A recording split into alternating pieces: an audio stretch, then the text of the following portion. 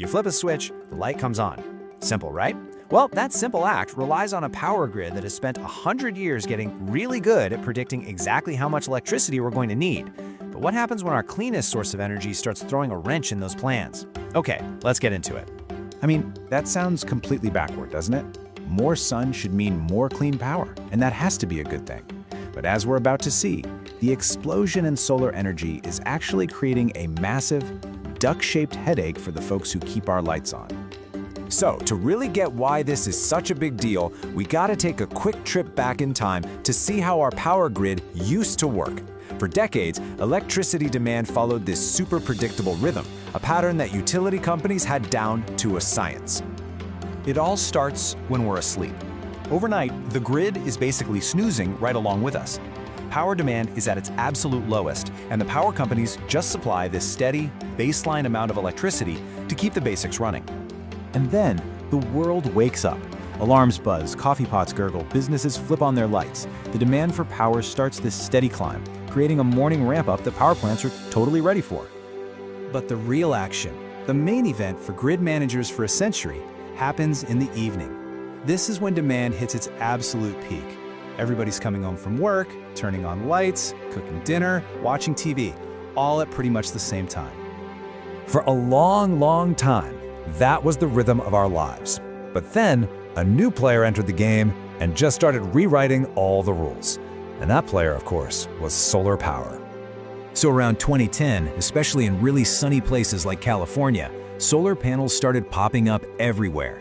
And the key thing for the grid was this: solar panels crank out the most power right in the middle of the day when the sun is directly overhead. And when you start pouring all that new midday power onto the old predictable demand graph, you get something a little weird. Something that researchers gave a now famous name. Okay, here's what's really going on from the grid's point of view. All that solar power being generated by homes and solar farms means people aren't asking for as much power from the big traditional power plants during the day. So the demand for that old school grid power doesn't just level off, it absolutely craters. This creates a huge dip, a deep belly right in the middle of the day. And with every new solar panel installed, that dip just gets deeper and deeper. And there it is. This is the new reality. This shape, with its tail in the morning, a deep belly in the afternoon, and a sharp neck in the evening, is what grid operators call the duck curve. Yep, because it kinda looks like a duck. And it's become the defining challenge for renewable energy. So it's got a funny name, but why is it such a problem? Well, this duck creates three specific, really critical headaches for the people whose job it is to keep our grid stable. Let's break them down. First, you've got these incredibly intense power ramps in the evening.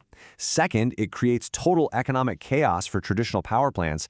And third, and this one is pretty wild, it forces us to actually throw away perfectly good, clean solar energy. First up, let's talk about that neck. Right as the sun is setting, two things happen at the exact same time. All that solar power suddenly vanishes, and at that very moment, we hit our usual evening peak in demand. The grid loses a huge source of power just when it needs a massive boost. This forces other power plants to ramp up at a dangerously fast rate. The second problem, it's all about money. That huge dip in midday demand sounds great, but for the big, traditional power plants, the backbone of our grid, it's a financial nightmare. As one expert put it, it completely screws up their economics. Here's why. Those big baseload plants, like nuclear or coal, are designed to run all the time, 24/7. Their whole business model depends on it.